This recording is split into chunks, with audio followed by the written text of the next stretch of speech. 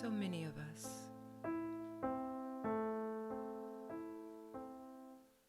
have lost loved ones.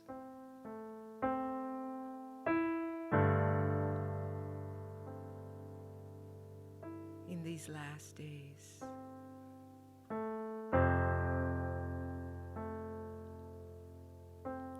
My very own mother, who I love dearly, made her transition.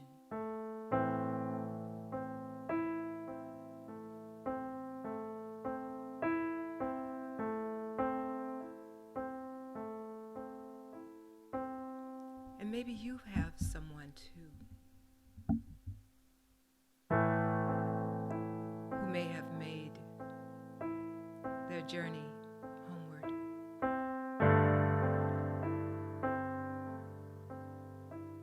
Life has another side.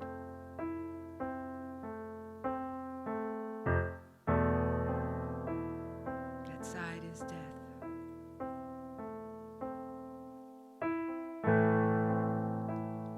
And somehow we must come to terms with the reality of life and death. That doesn't always make it easier, but it helps to have a little support along the way.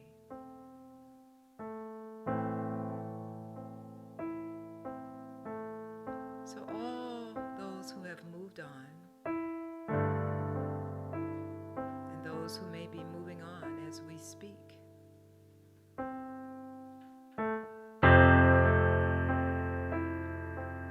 we send you with this loving prayer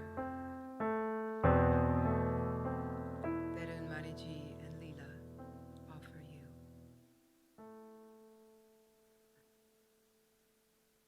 Our love goes on and on.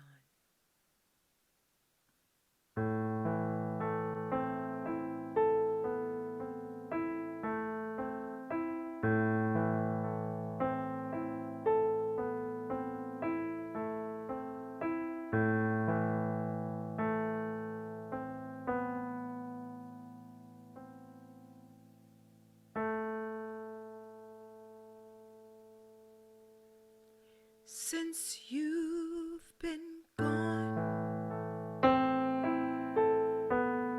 my heart has felt so all alone.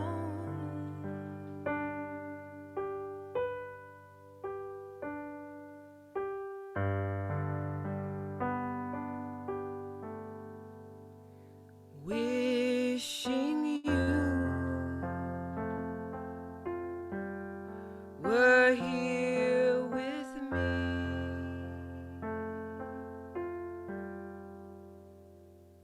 Where did you go?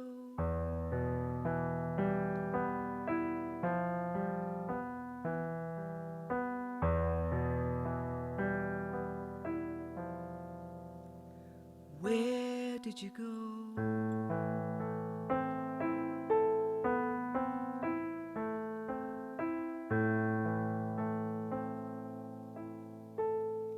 Since you've been gone, my heart has felt your presence gone.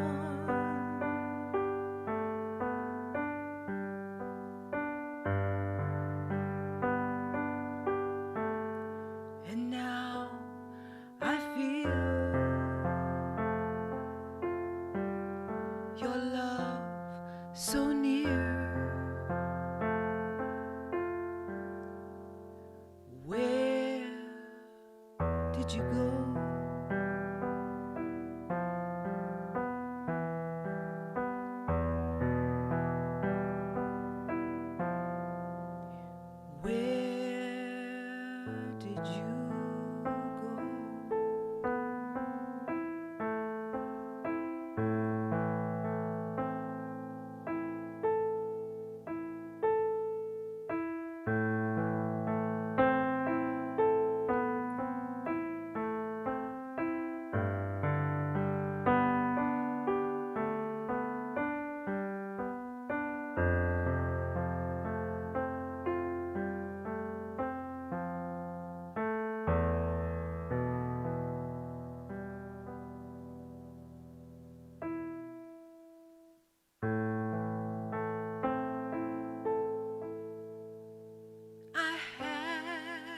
dream. You came to me and you said, dry your tears.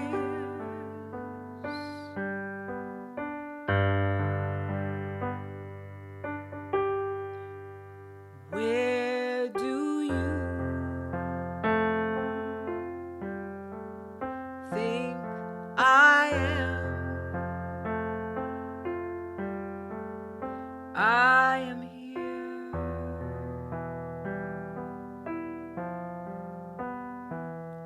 My dear, our love goes on and on.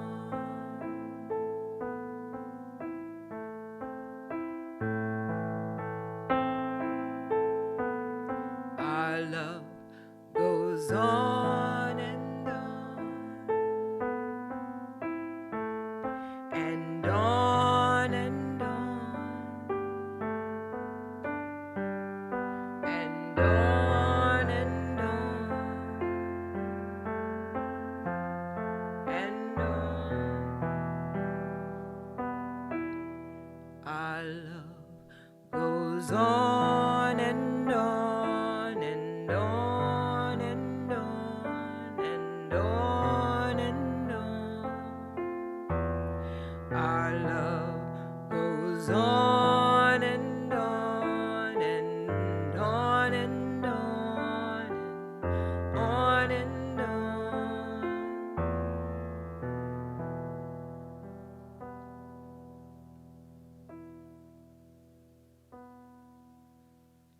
Where did you go?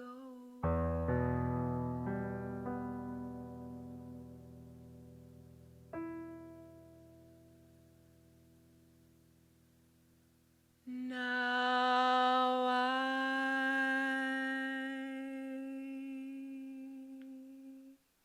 know.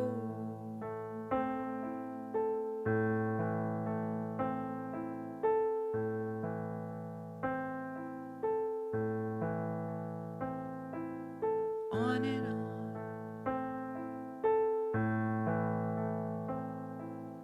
On and on.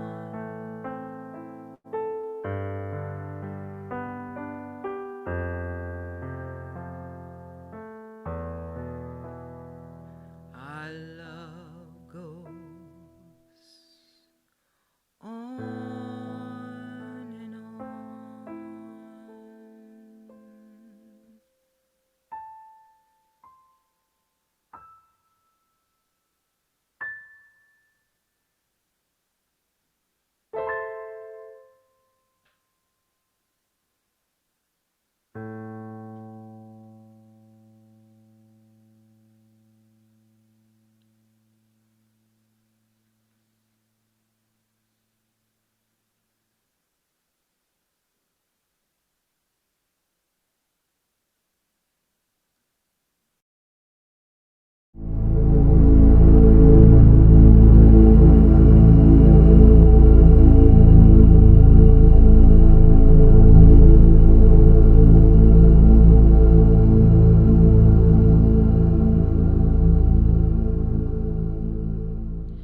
Hi there, welcome to another presentation of the Sound and Emotions Conference.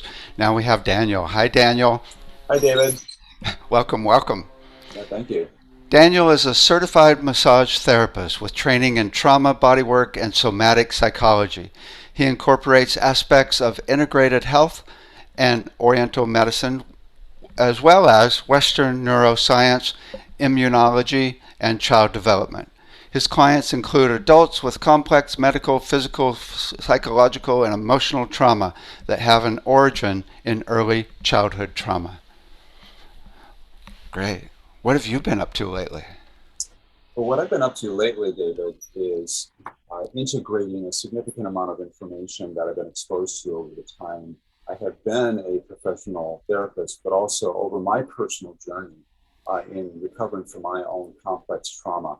And so I'm in a very exciting place, and I'm very appreciative for you and pulling together this conference to be able to present this information. such a time of integration as there's a rising need in the population for not only simple information about stress resilience, but understanding the more complicated aspects of how immediate events and also longer term events impact us on a stress, trauma, and complex trauma level, and how it can really derail us. So how to elevate these complex of sophisticated integrated resilience. This is great. I mean, because practically living on this planet means we've all had trauma, right? That's the truth. That's absolutely the truth, and it's becoming much more pronounced. Mm-hmm. Uh-huh. Okay, so I got the big question. So if you had all the money in the world, what would you do to help people on the planet? Yeah, so what I would do is I would help people understand the balance between focusing on the external plane as we stand, as we sit, and as we look out through our eyes, okay, and we see the world, whether we're looking at trees or clouds or cars or people, we balance that external orientation with internal perception. And that how we understand the dance of integration between internal perception and external perception. And how I would unfold that, okay, is to invest in the integration between the arts and sciences so that we have understanding of how we logically measure the world. But then secondly, how we understand from an artistic perspective, how we tap into these internal fountains of self-being. The National Center for Complementary and Integrative Health has a major initiative around the concept that they label as interoception. It's internal perception. When you look across the planet in many cultures and integrative traditions, there's always a place, whether it's in the temples, the churches, the monasteries, of individuals going to internal orientation, and then within Western academia of how people inquire and go inside. And the importance of that is we need to help people understand the power of their internal self-referential generation of their mind, their emotions, and their states. And in the orientating of this conference here, how we understand thoughts, the vibrations of those thoughts, and how we generate that as a sound vibration of our entire body so that we orient as our internal solution. And I propose that this is a major important benefit in our educational system around child development, to help a child understand that their internal frame of reference, their internal regulatory capacity is a major tool that they have. It's a major resource that they have for their life cycle. Nice, nice.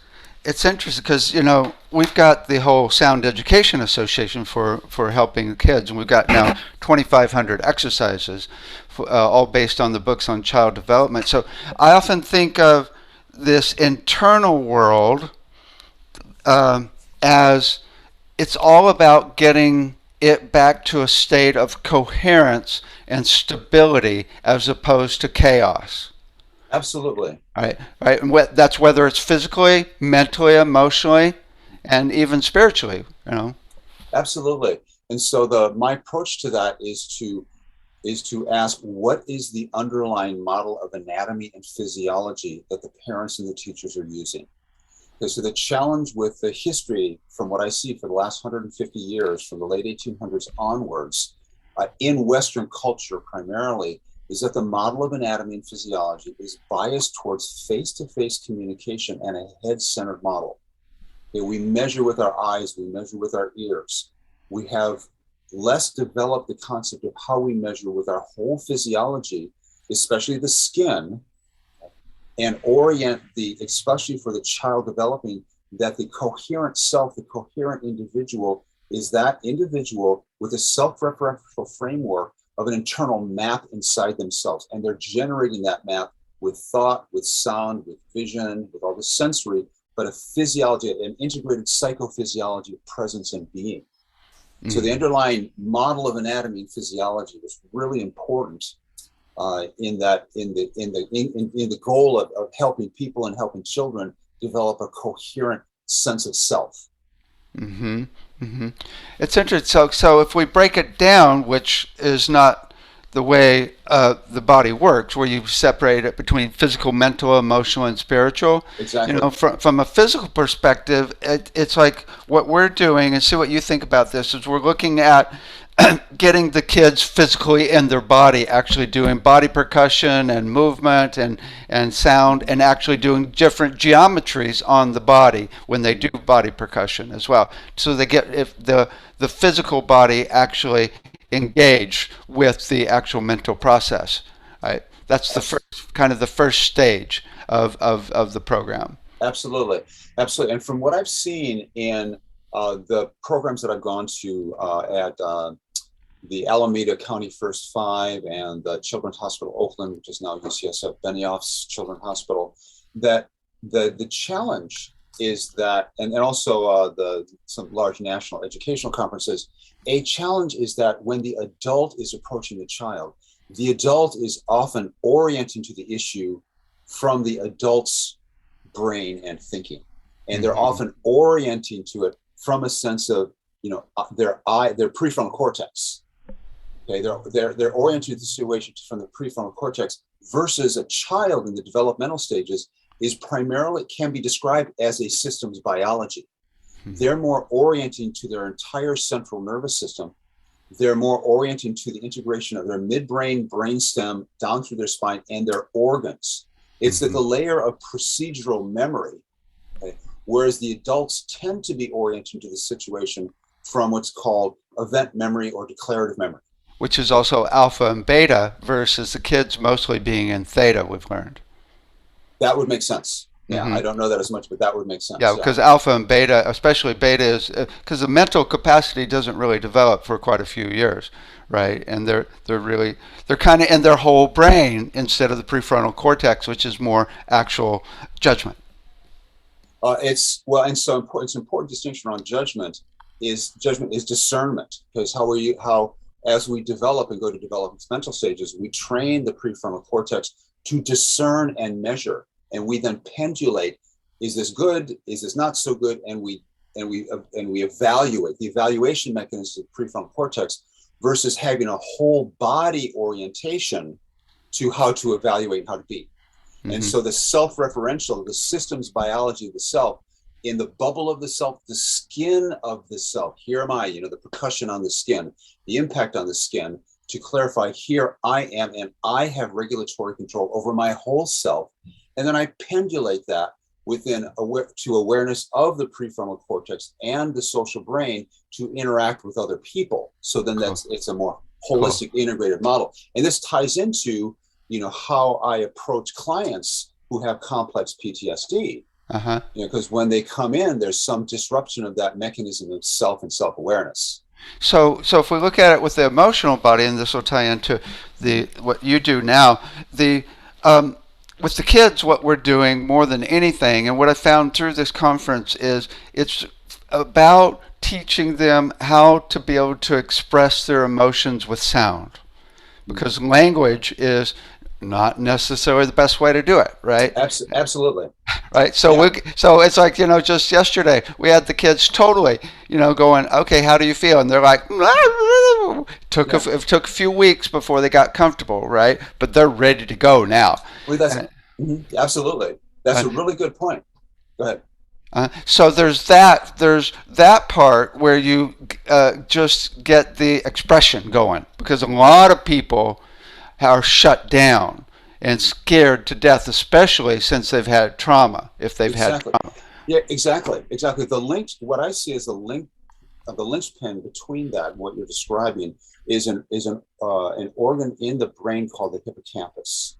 Okay, so the hippocampus is a region within the temporal region of the brain, and the temporal region is the major organizing region of language. Language happens in multiple parts of the brain, but the temporal region, which is if you put your hands right on your ears and then go inward, kind of your hands meet, that's your temporal lobe, and it primarily governs language.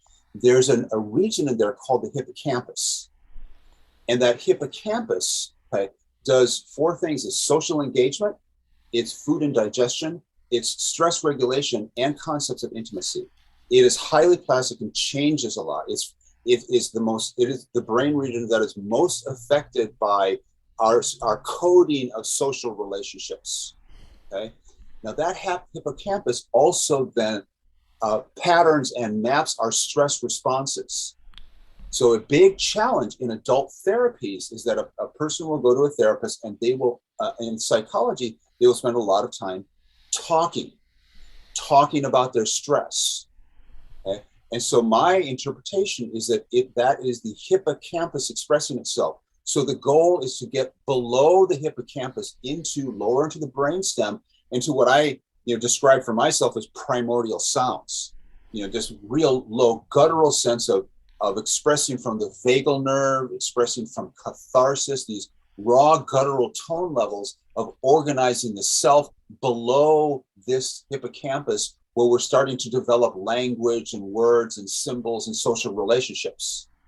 Okay, the primary tactic is to be with either harmonizing tones of self, movement plus spatial awareness, okay, plus tones of I am, either in a harmonized and celebrating sense, like a happy resilience directory, or some type of catharsis, moving the body, okay, being in the body and shaking it out to release the constriction patterns that happen deep within the organs and deep within the spine, that start often in childhood and then simply stack and layer upon each other as that child goes into adolescence, into teens, into young adulthood, and into adulthood.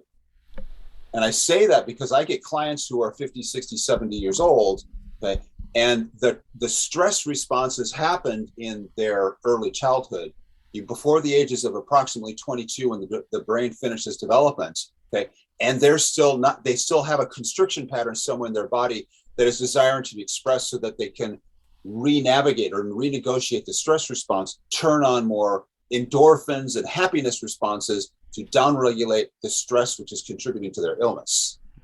So it's really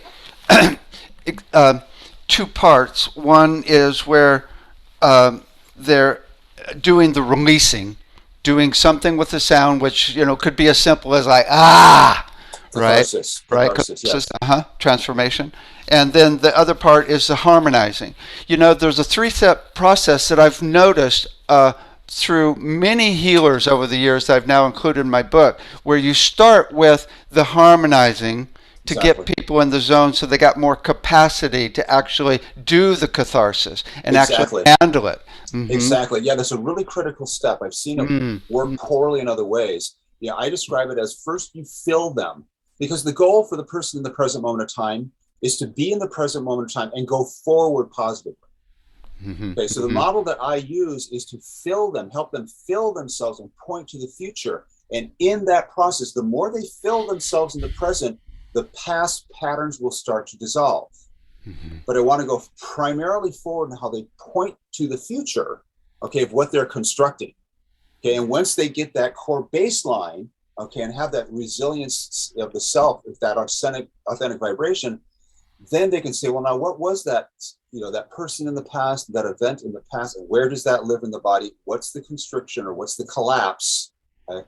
And then how to navigate that internal awareness, and then with mind body energy practices, shift the switching, shift the sensation at the region, the heart, the thymus, the solar plexus, the kidney adrenals, the spine, the sacrum. But you want them to have that core resilience in the present moment. Well, tell us more about different ways you might do that shift, because this is really critical. This is really important to actually get down to it. I mean, how once you get them in the zone and you're ready to explore that trauma, you first bring it up, right, and then you actually shift it. What are some of the techniques you do for the actual catharsis? Yeah, so it's not that fast. Okay, mm-hmm. Because it's the difference between a stress response, a trauma response, and a complex PTSD. Mm-hmm. So it's a really critical element. So a stress response is, you're going to an appointment and you can't find a parking place, and you get upset and you get angry and you have a flood of adrenaline or norepinephrine, and it's a temporary situation you regulate pretty quickly. Okay, a trauma response is when you have an intense situation and it patterns your behavioral response. And then after the event happens, sometime down the road, something reminds you of that event, some type of innocuous trigger, and you then re-experience the second event as if the first event was happening again. It's like you're reliving. So that's trauma, and it's an elaborate field, and it's the field of trauma is not that old. Okay, in Western culture. Now, in other indigenous cultures, it is. Right? The Zulu of Africa have old traditions around this. But in Western culture, it's still about 100. Well, it's about 150 years old. Where Pierre Genet, who was a colleague of Jung and Freud back in the 1880s, labeled it, but it got lost until approximately the last 20 years or so, 25 years or so. Wow. But then it was only like the 1980s that the DSM-4, the Diagnostic Statistical Manual, labeled trauma regarding war veterans. They called it shell shock in World War II, but then psychologically it was labeled in the 1980s. The more recent, and then it was only within the last maybe 15-ish years that child trauma was labeled. Right? Now what's coming up is this idea, and this is, I don't know approximately when this came up, but this idea of a complex PTSD. And that has 3 elements to it. Okay. And that's different than trauma, or just a different type of trauma? It's a more elaborate description of it. And here's how. Okay.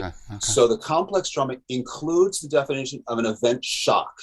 That's trauma, an event shock, a car accident, a person's house burns down, a physical or sexual assault, very clearly a trauma. So the complex trauma, complex PTSD, labels event shock. Okay. But secondly, there's a disruption to relationship. The person's ability, because the social brain gets distorted. Okay. And so the person has difficulty navigating people. It's a really challenging situation. Okay. And the third element of a complex PTSD is that the individual's self-concept is disrupted.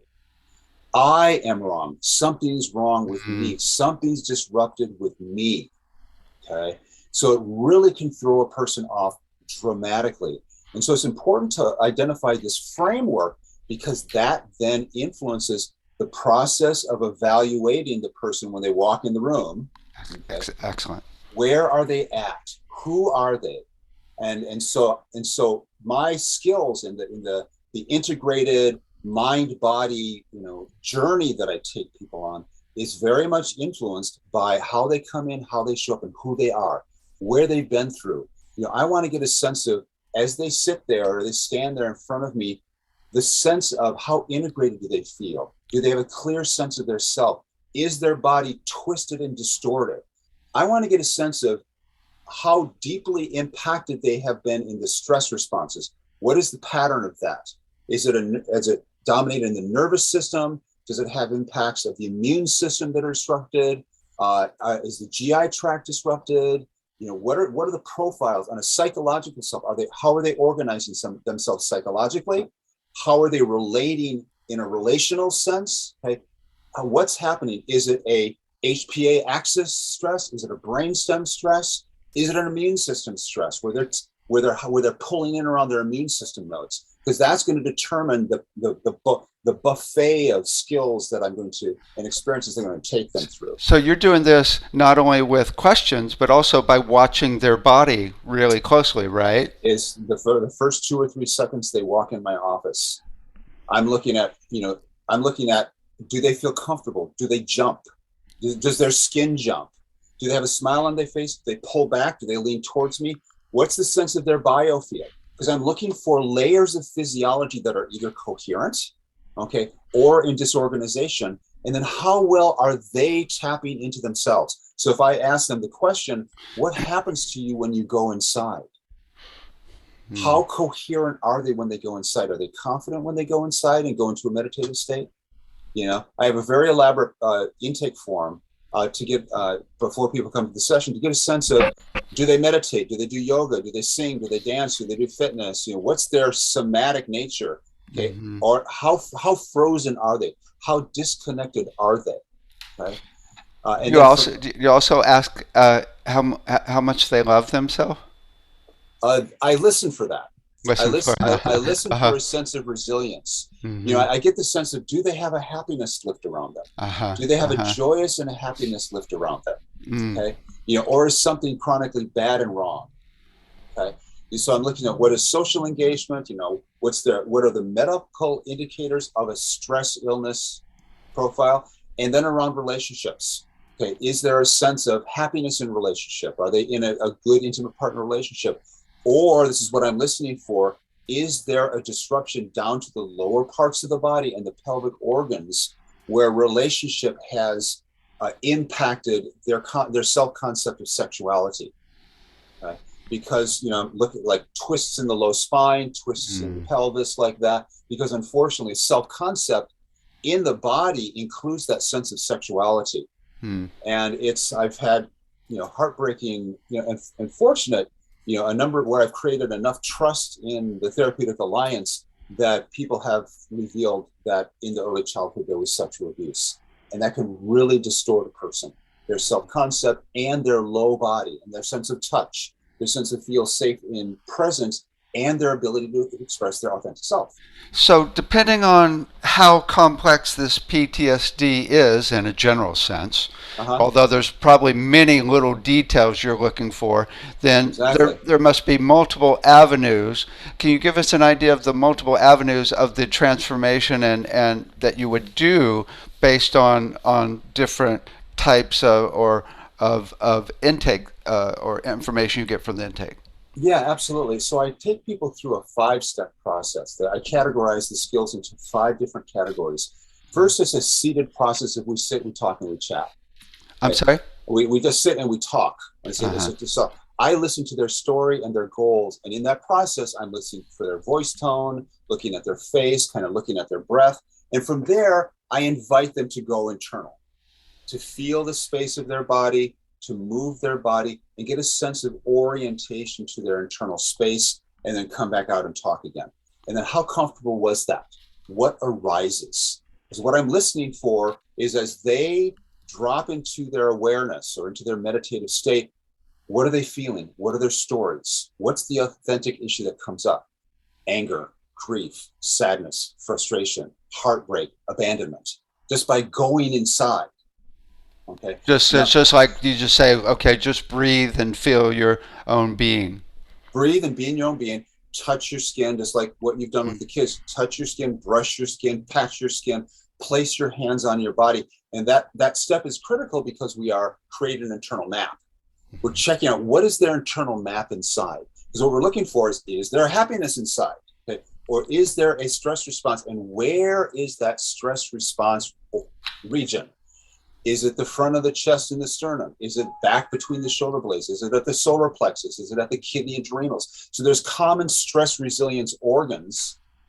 And my goal in that first step is to help map that inside. And as I'm evaluating them, I'm helping them evaluate themselves. Nice. Okay? Excellent. Yeah. So Okay. then the second step is to do a very similar process, but in a standing posture, where they're feeling their sense in their physical weight, and then go through a very simple set of power poses. Okay, based upon the researchers, I think it was out of Harvard. I don't know the name of the person, but looking at when a person stands in like Superman pose, okay, that they can have an increase, 20% increase in their testosterone. Okay, or it can change their internal neurochemistry just by taking particular postures. And so the second step is like a drama therapy. They're standing, they're filling space, they're claiming, here I am. They're creating a sense of their own biofield in their bubble, because that's addressing the core psychophysiology of their being in time and space. Here I am now. Here I am. This is my body. And then do an inventory. Then I do a variety of inventories. Move every joint of your body, move every muscle of your body, move every facial muscle. Okay. Do a full inventory of your vocal range. Right.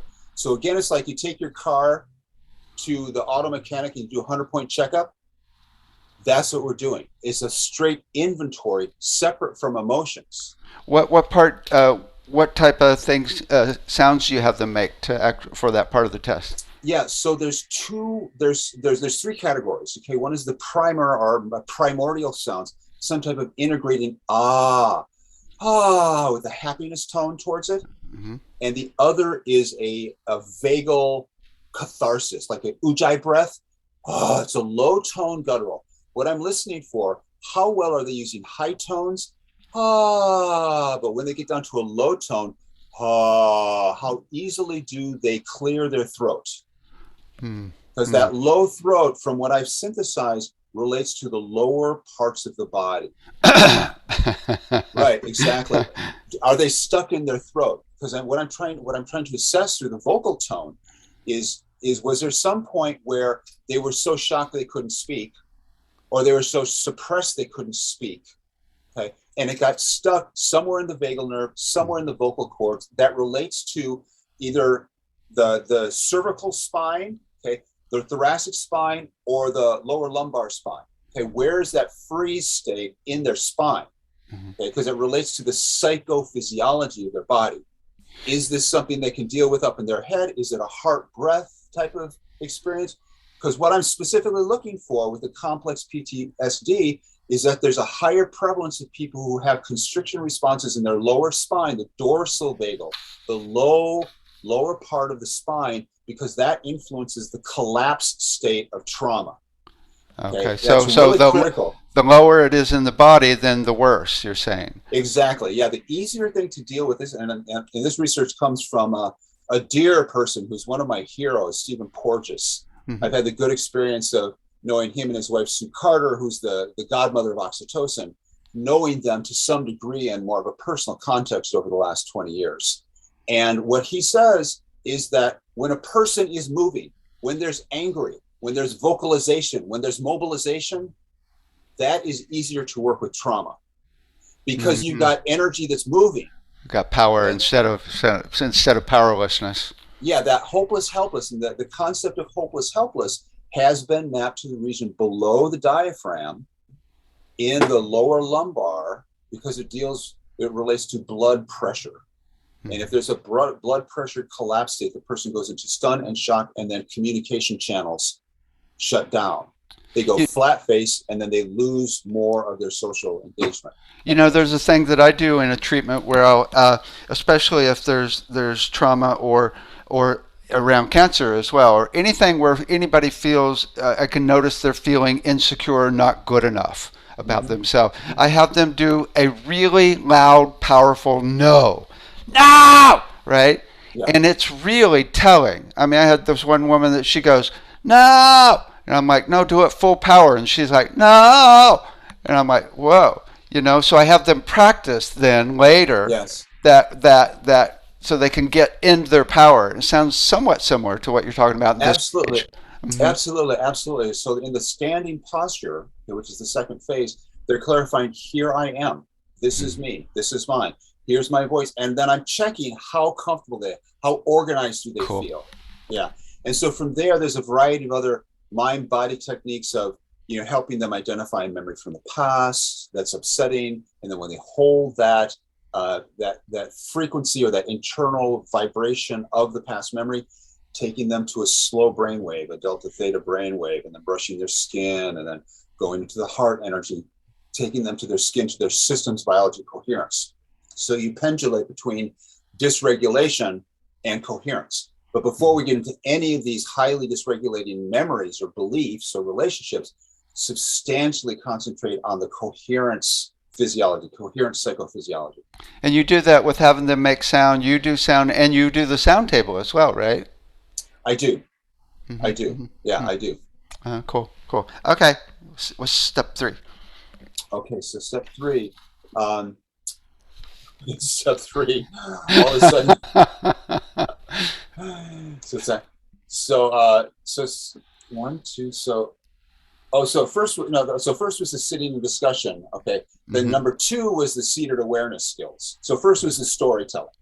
Second was the seated awareness skills. Third was the standing posture, dramatization, expression, energy charge. Okay. And there's a lot of distinctions around that. There's an enormous amount of distinctions. I have one client, I've been working with her for probably about 4 months right now, twice a week.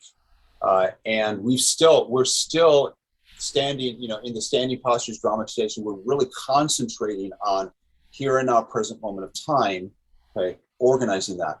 Because from the story that I gathered, her past was so volatile, we don't want to go there right now. Okay. So we're still concentrating on that. We're going to hold that off. So this is huge. I mean, this is because I've encountered this with, the different meetings we've had with doctors and therapists for PTSD, often they don't want to talk about it, and you can totally re-trigger it. So you're talking about really being extremely careful to get them into complete coherence before you actually embark on the whole transformational process. Absolutely, absolutely. So there's two perspectives I take. One is called top down, the other is bottom up. Okay, and a top down approach is starting with the story and talking about that, and then from the awareness of the mind in the head, the mind in the head, going down into the body. Mm-hmm. And I had a client about 2 months ago. At the third session, it was clear that wasn't the approach to take, because my sense is he got very scared very quick and stopped communicating. Okay, so that meant that how he was thinking about himself, okay, was the challenge. Okay? So now we're in a renegotiation process with him, okay, to propose to him a bottom-up strategy where we come in and we're very, very physical. We're doing the standing postures, we're doing the massage table, and we're not talking, we're not thinking about it as much. And it's concentrated on the being sense of the presence, just the being sense. Feel your breath, and just feel your here and now and go forward in time. Because when you start going at this top down, you can start getting event memories. And it's a challenge. It's hard to determine who's going to respond. You just watch when you're asking questions and see what happens. Yeah, but they might not tell you until they're gone, or they might have an experience and they might leave and they might not say anything. That's the challenge. It's hard to catch that. Okay, and so that's a very important distinction. Okay, and this is if a person had a lot of psychological shock. Okay, and they're not well practicing yoga, meditation, qigong, and experience with this type of movement of mind, body, emotion. Okay, and so there's times when you just want to be very, very physical. You don't want to be talking about and thinking about it and have them internally perceive and create that internal map. You just want to take them through physical. It's like it's like there's you create a boundary right at the neck, like a brainstem area, where you're just really careful of how you're helping them integrate top to bottom, bottom to top, unless they're ready for that. Just getting to coherence, whether you're doing a sound bath, whether you're having them do a sound, which if you're going to have them do sound, you have to do a little work to actually get them to open up to be able to do that, right? Yeah, so that comes down to their self-concept. Do they feel self-conscious? Mm-hmm. Okay, or do they have a sense of I am ashamed, something's wrong with me, I don't feel good enough, okay, something's bad, or I'm overwhelmed when I feel my body. Those are very challenging issues, and it's like you're not quite sure what's going to come in. So I've had situations where I've had people call up and they say, "Hi, I'd like to book a simple massage," okay? And they come in for that simple massage, and they say, "Well, how are you? How have you been? How can I help you?" And the person has responded, "Well, I've been suicidal for the last 2 days." So the challenge is that when people come to a somatic therapist or a massage therapist for touch, okay, it's a profound state, okay, but they don't necessarily want to think about it or talk about it. They want that human connection of skin contact with themselves and with another person, but they might have so many landmines of sexual abuse or shame or disgust that engaging the talking psychologically, that might just throw them off track. They want to come in for pure touch, no talking, just coming for touch and presence and being in the presence of another person who's holding a loving container for them, because that's going to get them to the next step. Cool. So intense sensitivity to whether they're being triggered or shutting down when you actually start talking. Yeah. Cool.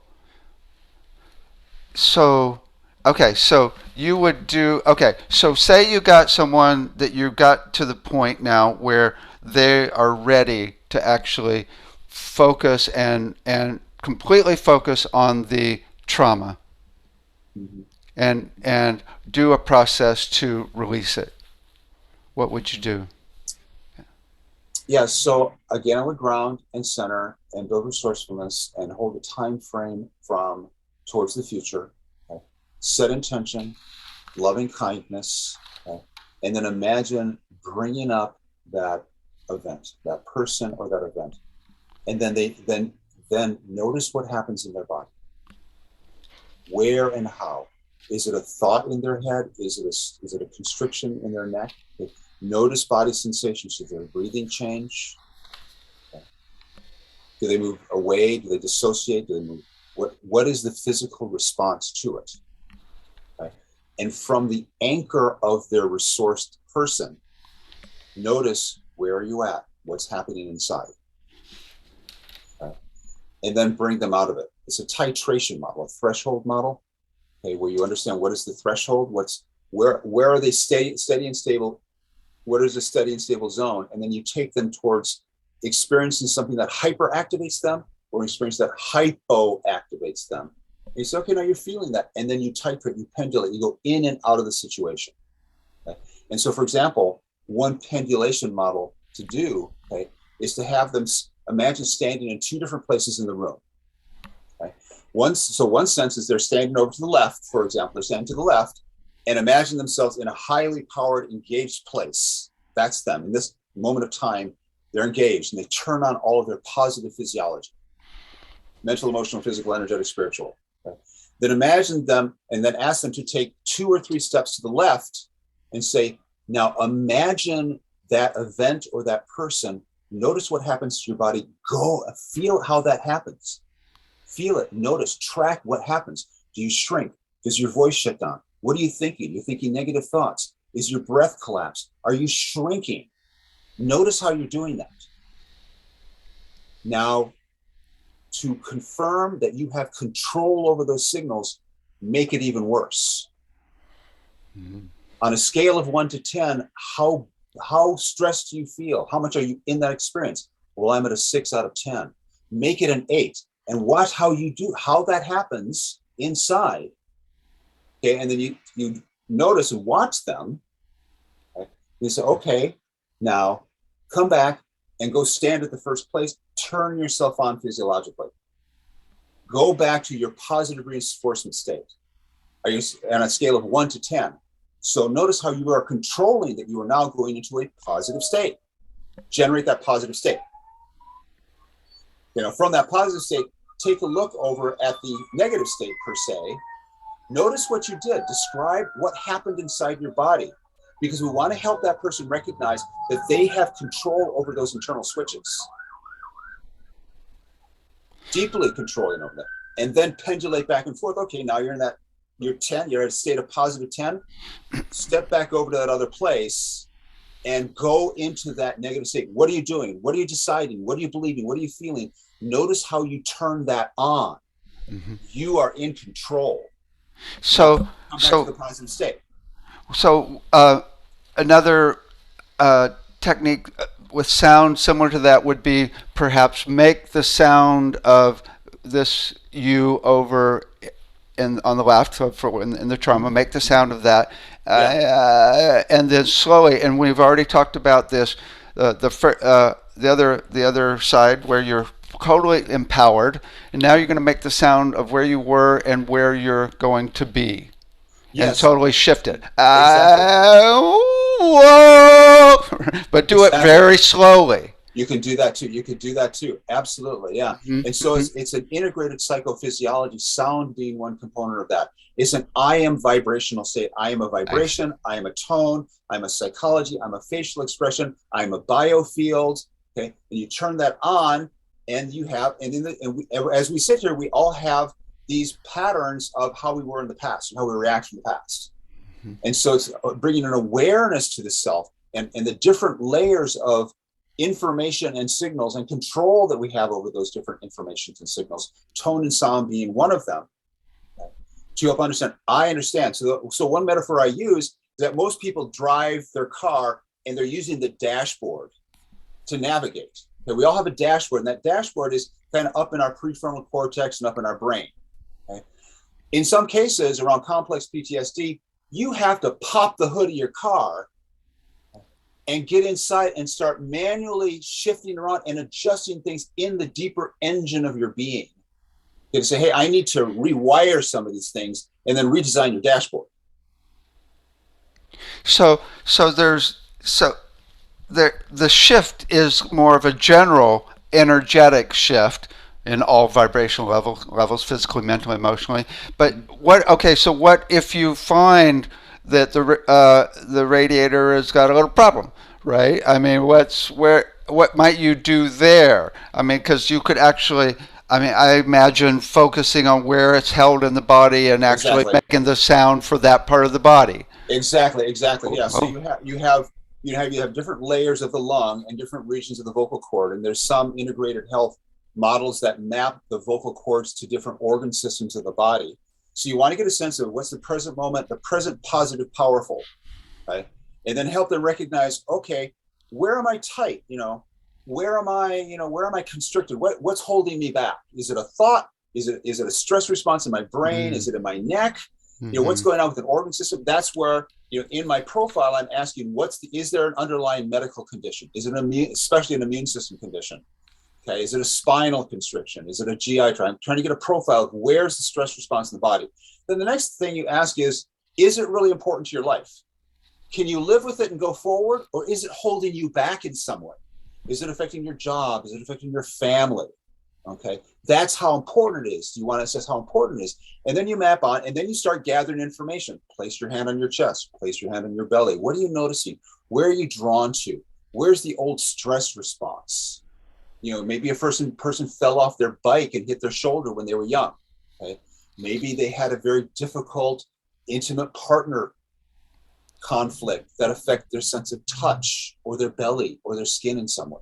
Mm-hmm. Okay, so you want to start mapping that out, and then you titrate it forward. You kind of calibrate. How do you keep that person in their positive state, and then slowly check into, okay, what's the region? Is it a low back pain? Okay, I've got a low back pain. Well, is there a deeper emotional, psychological with that low back pain? And what's the tone? Start with an I am, but what's the sound? What's the story that parts of the body wants to tell? What's the sound that wants to that part of the body wants to tell? What's the movement that it needs to get it to kind of stir up the pot a little bit, okay, to get a sense of expression? Then using qualities of kind of self-hypnosis and relaxation, say what's arising? What's the story that wants to arise? What's the story wants? What's the sound? What's the primal sounds that want to arise? Because that the primal sounds of resilience, happiness, or stress and terror, okay, those are primary. Okay, that's what under complex PTSD, that's the first thing I'm looking for, versus other qualities of acceptance or rejection, like that. Those are higher order psychophysiology. Okay, they're very important. You might have to work with those, but these cores are: is there a stress response that's disabling? Mm-hmm. Is there a fear of death, for example, that's disabling? Did someone die in the family? Did this person almost die? Are they in a death shock? That's something to listen for. Okay, so that's kind of the mapping that I do, and then what's the next easy step for them to take? So review a little bit about stage 3 there. Yeah. So the importance of stage 3 is that we're progressing from helping people tell their story and being cognitively aware of how they're holding themselves, and then secondly, seated and kind of being aware of internal sense of orientation. The third step is standing postures, dramatization, and expression. And this is a really critical stage, because one of the complexities for a person with a complex PTSD is that the way they hold their body is different than a person who's having a typical stress response. The risk is that for a person with a complex PTSD, they could be holding shame and shock responses in their body. Something's really wrong with them. Something's so wrong with them that if they start feeling their feelings, they could go into low blood pressure drops. It seems like there would be two reactions or two possibilities. One is that they're kind of shrunk, and one is they're like got their walls up and really, like really macho. There's often things can happen simultaneously. So one of the confusing elements within the body is we have these pendulation systems in the nervous system and the autonomic nervous system. One's called the sympathetic system, which is the arousal and activation, and the other is called the parasympathetic, which is a relaxation response. And it's not an on-off system. It's not activation on, relaxation off. Each of them are on or off. So you can have a simultaneous condition where a person is simultaneously braced and simultaneously collapsed. Mm-hmm. It's a really challenging situation. Mm-hmm. So in the process of helping a person go inside their body, and this is more seen in stage 3, the standing postures, and then stage 4 on the massage table, is to ask them, what are you experiencing when you go inside? Because the goal is to help the person integrate from the very refined regulatory capacity of the front of the brain. So they can go, okay, here I am, here's what's happening to me, and I'm in control. Okay, so we want to help them build their information system. So the benefit of the third stage of standing in postures, feeling themselves in gravity, moving their arms, taking a movement inventory of all their fingers, doing tapping, doing brushing, is to help them be aware of, here I am, I'm filling space. This is my I am, my very refined sense of my am. And they have a sense of a top down, okay, as well as then into building this sense of bottom up, moving their body, moving their lower spine, and feeling how that sends information up to their head. So the stage tactic, but there's not just one tactic of how to help a person, overcome a past trauma. It's helping them understand and construct their internal information system inside in the present moment of time, and help them remember that they have control over it and that they can regulate it. So that internal system, that seems like the main portal is the physical body, the way they feel physically in their body.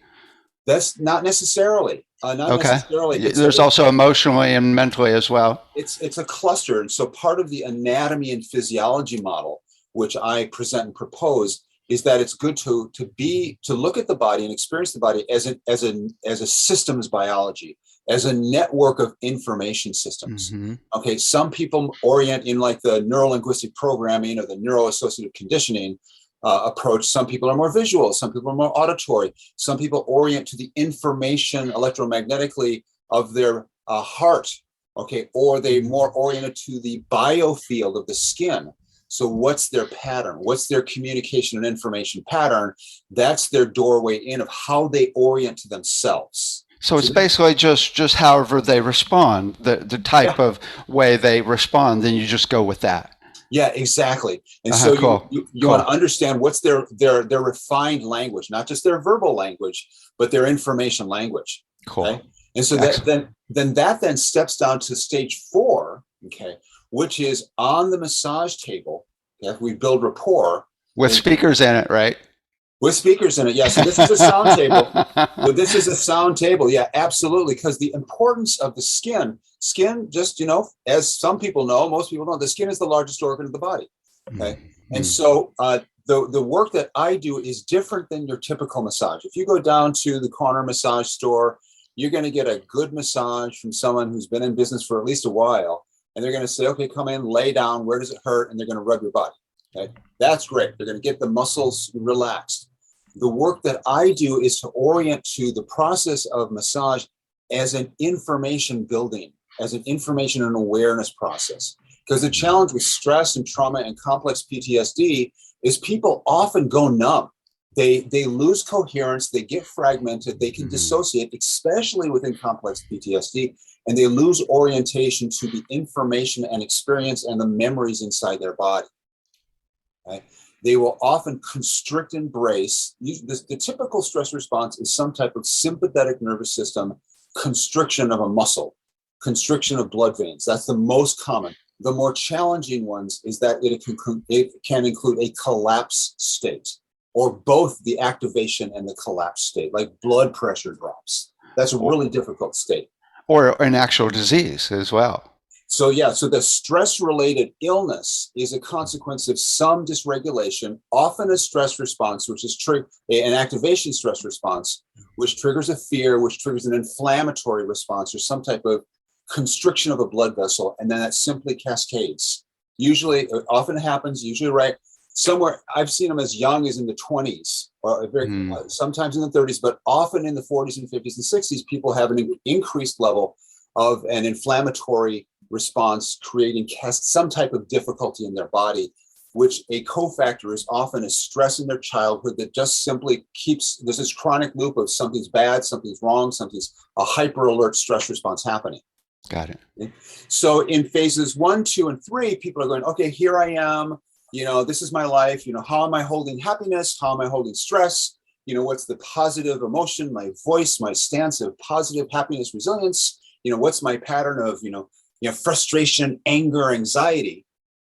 When we get to the table, we drop down to a level because the process of touch does a couple different things. It helps the person by contacting the skin. Okay, the person gets a deeper sense of, oh, here I am. Nice. This is me on a primal level of touch, okay, that then also has an enhanced sense of relationship energy, flow of energy. I've spent a good amount of time at Qigong conferences and pranayama practices. So for myself and my practice, when I'm doing the body work, okay, I'm going into a state myself of engaging in my body, of opening my inner channels, going into my affirmations, my positive sense, okay, and then being with that presence and holding that client in a powerful, good state. Bless them, praise them, and the intention is to help them remember their internal flows of energy, their connection, head, heart, belly, okay?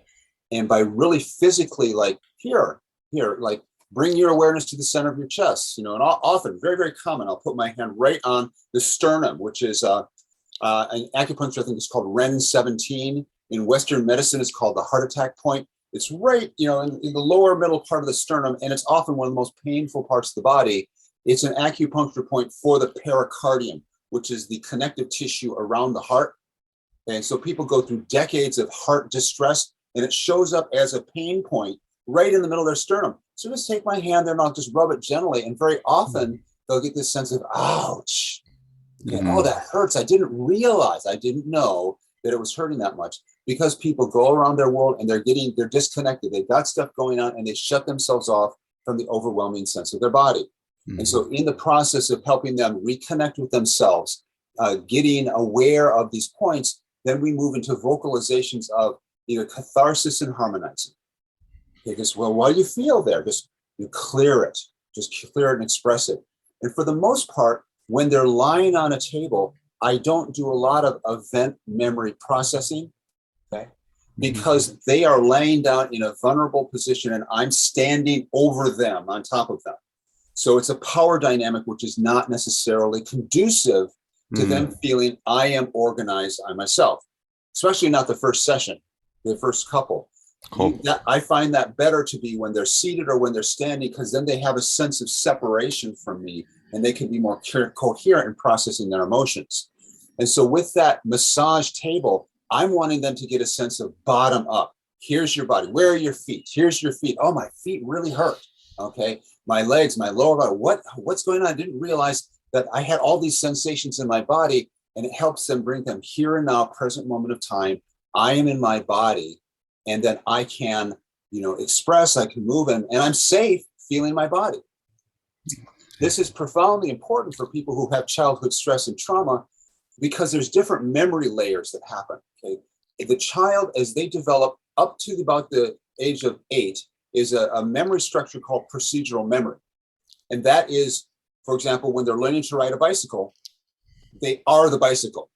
They are the movement. They are the breath. They are the balance. That's the concept of I. Or when they're using a spoon to feed themselves, their sense of self-concept includes the movement in their arm. The tools are invisible. Yeah. At about age 8, then we start developing the structure of adult memory or declarative memory, event memory, where we can say, oh, we went to the park and then we rode bicycles and we had cake. That's an event memory, and it builds over time. But that procedural memory. Now, I have a slightly different definition of what I've seen for other people defining event procedural memory, where procedural memory typically is described as a motor function, like I'm moving my hand. My perception is that procedural memory also includes the function of the organs. My digestion. I am my digestion. I am my breath. Okay. I am my vocalization. Mm-hmm. Okay. So the massage helps clarify, here's your body. What are you holding? What are you feeling? So we're again increasing the map of where am I at? What's happening? Who am I? What's important? What do I want to do with it? Which could just be the table if you don't do massage as well. I mean, it's better with massage, but you know. You're bringing the vibrational just with the massage, with the sound table as you're speaking too. I agree with you. By bringing the percussion, the vibration percussion to the skin, it brings awareness of the whole system of being. Here am I, present moment of time. Also, the other thing it does is it takes out the chaotic vibration of the stress that is embedded in the body and transforms it into coherent, stable peace. Exactly. The goal is to help the person have the experience of coherence and understand where is my attention, where is my volition, where is my I am. Nice. Stress, trauma, complex PTSD, people get fragmented. People have a hard time finding where they're at. And they're in a robotic sense where they're fixated in a stress response. And we need to help them find the coherent happiness, connection of self, okay?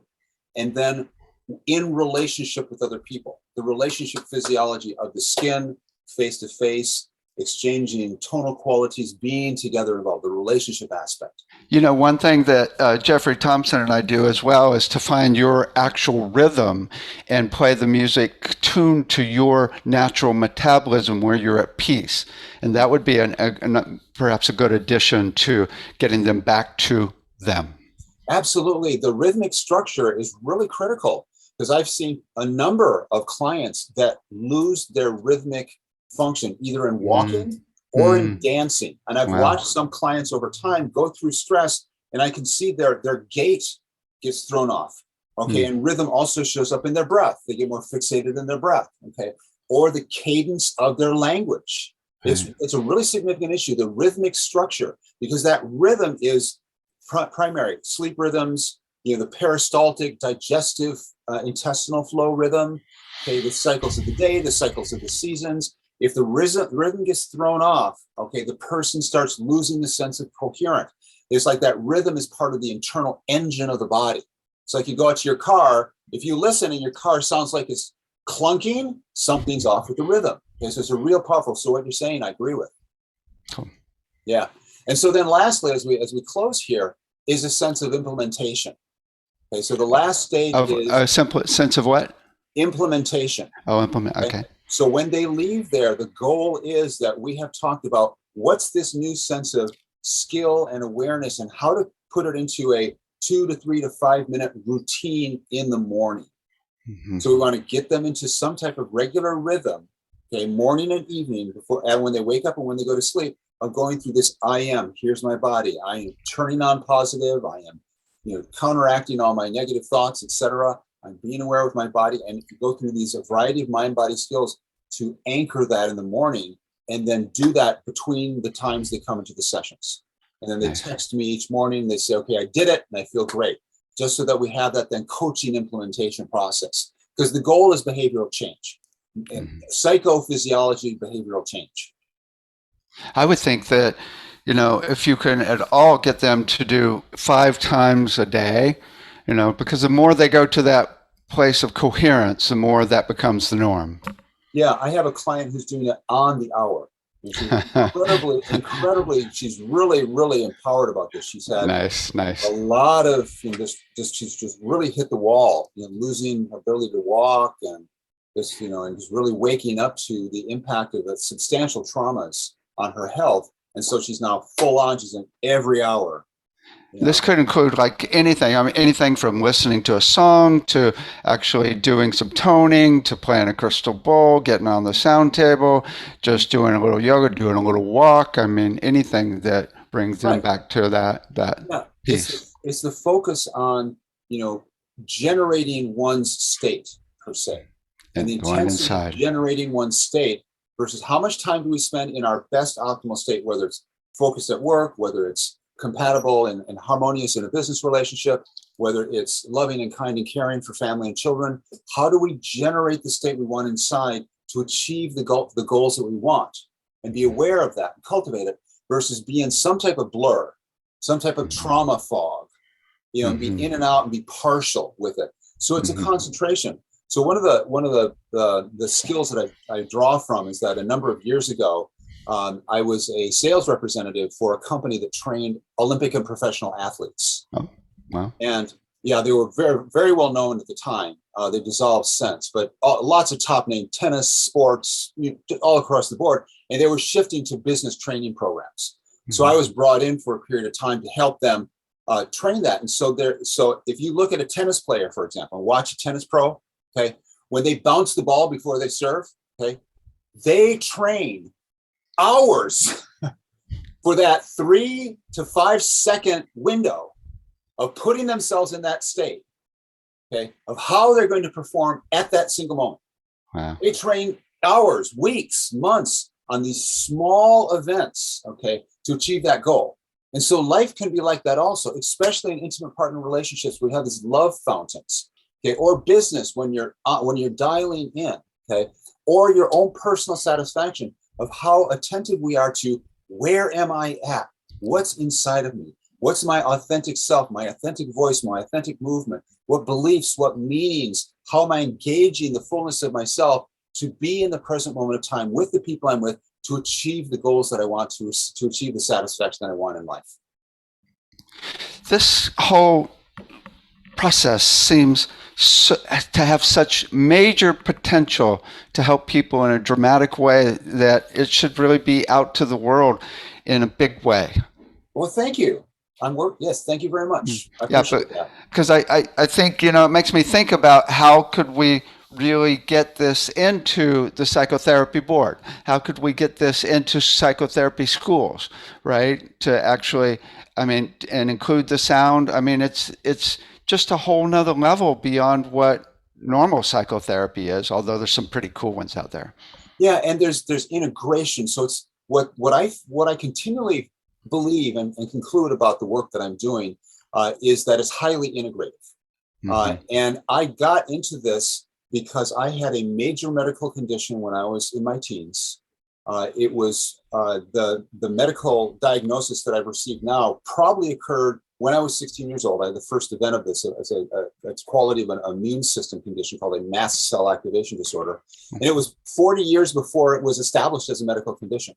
And so I had extreme medical collapse, in my mid-teens, really significant, evolving, and co-occurring with family stress, relationship stress, lots of difficulty with that. And I went through most of my life trying to find people who could understand the complications of the viral bacterial infections that I was having, the consequence on my immune system, how it was putting me into pseudo strokes, okay, where I'd lose function of my ability to communicate, and I had to start studying it, and then when I went into psychotherapy, that I found a disconnection between the primary psychological models and then the medical models, even integrative health.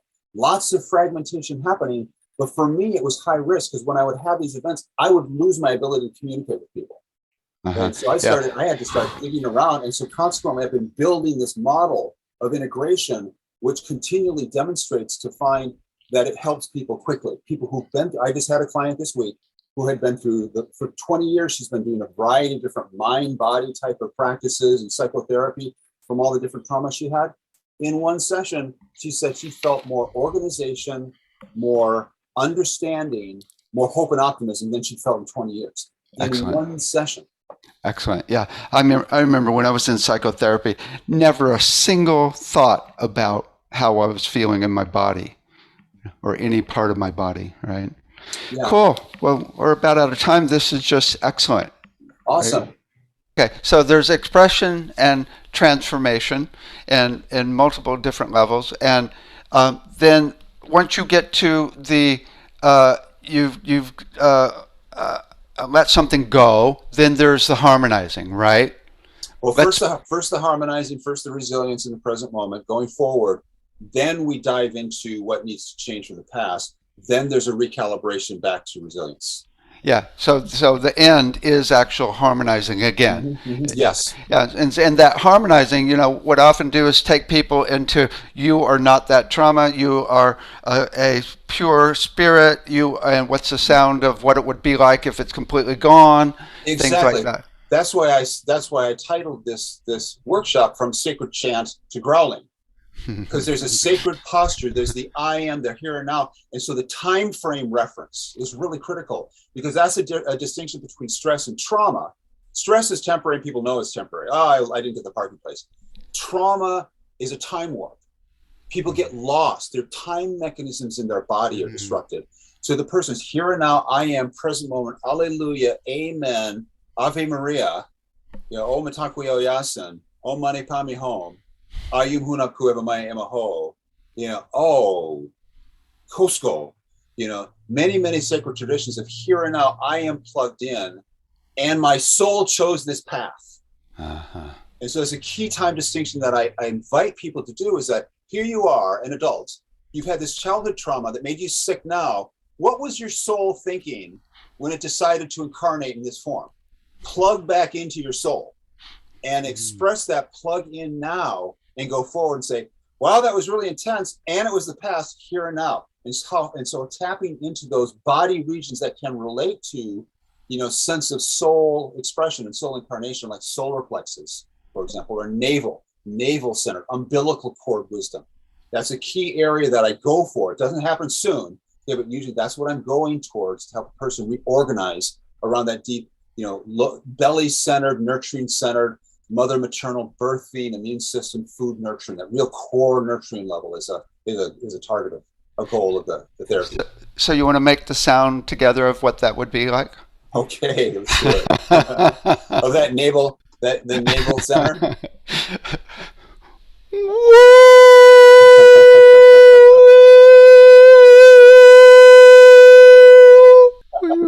Beautiful. Laughter. Right. Uh-huh. Excellent. Well, God, thank you for all of your lifetime work and what you bring to this. This is really enlightening and really helpful as we bring this sound part into psychotherapy, which I think is really the goal, to get it as part of of the psychotherapy board and what's taught in schools. And I think what you're talking about right here is the exact entryway here. True. Cool. Okay. Thank you so much. I'm going to play the closing video now.